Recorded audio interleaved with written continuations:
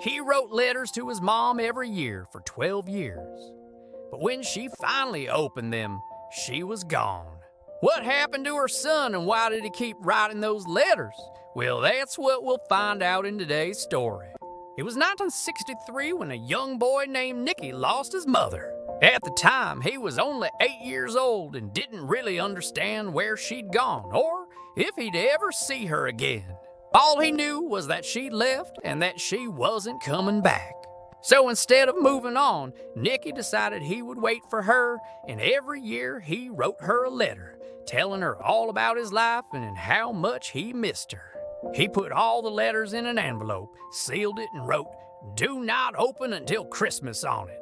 Then he put the envelope in a drawer and waited. Years went by and Nicky grew up. He had his ups and downs, but always on Christmas, he would take the letters out, read them one more time, and then place them back in the drawer, sealing it with a new wax stamp. He kept this up until he was 21. When Nicky was 18, his father remarried. It was to a woman named Helen who Nicky had never liked. Even when he was a little boy, he'd hated her, and now that he was a man, he just couldn't stand her. He told his dad he didn't approve of the marriage, but his dad just replied, "She makes me happy, Nicky. You should be happy for me." And Nicky just walked away, shaking his head. He didn't understand why his dad had married Helen. He was a widower and didn't need anyone. He already had Nicky, so what was he thinking? Nicky's dad died when he was 20. He didn't have any brothers or sisters, so he inherited everything, including the house. When Nicky turned 21, he decided to move to another city. He rented a small apartment and got a job at a bookstore.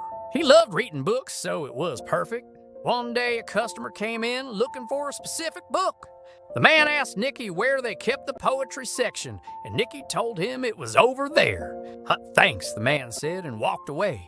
Nicky looked at the man's retreating back and thought, "Wow, he looks familiar, but I can't quite put my finger on it."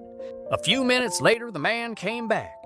"Sorry to bother you," he said to Nicky, "but could you recommend a good book for my mother? She loves reading poetry, but she can't see well anymore, so the print needs to be big." Nicky said, trying to think of a good suggestion. "How about this one?" The man looked at the book Nicky was holding and said, "Oh no, she already has that one. She's read it at least 50 times. Nicky blushed. "Well then, how about this one?" The man shook his head. No. She wants something new, something with a new author." "Well, we just got a delivery yesterday," Nicky said. "I haven't had a chance to look at it yet, but maybe there's something new in there." He led the man to the new books, and they started looking through them. And that's when it hit Nicky.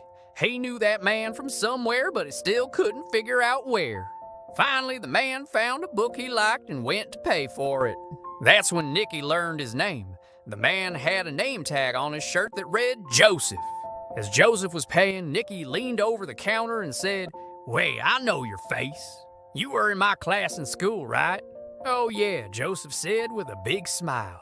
"How could I forget? You were always absent." "You hardly ever came to school?" "Yeah," Nicky said, embarrassed. "My mom was sick and I had to take care of her." At that moment, Nicky realized who Joseph's mother was. It was his mom. He couldn't believe it. His mom was alive. She'd been living under a different name all this time. He ran after Joseph, but he'd already left the store. Nicky went outside and saw him getting into a car. He quickly opened the door and sat down next to him. "I know who you are," Nicky said. "You're my mom." Joseph looked at him and smiled. "So you got my letters?"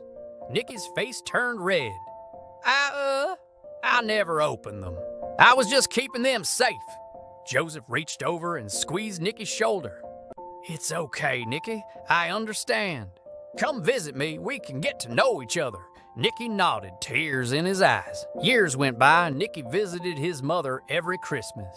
They talked about their lives and caught up.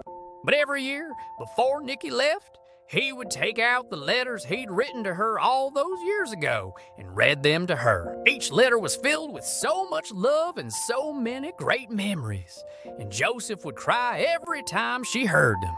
"Why didn't I get these letters, Nicky? Why did you keep them all hidden?" I didn't want you to think I was a weirdo, Nicky said, smiling. If I'd known you'd moved away, I would have written to you too. After Nicky's mother died, he buried her next to his father. He took the letters with him and sprinkled some of the ashes on top of the grave. Then he read them aloud one last time. As he read, more and more people gathered around, attracted by his voice.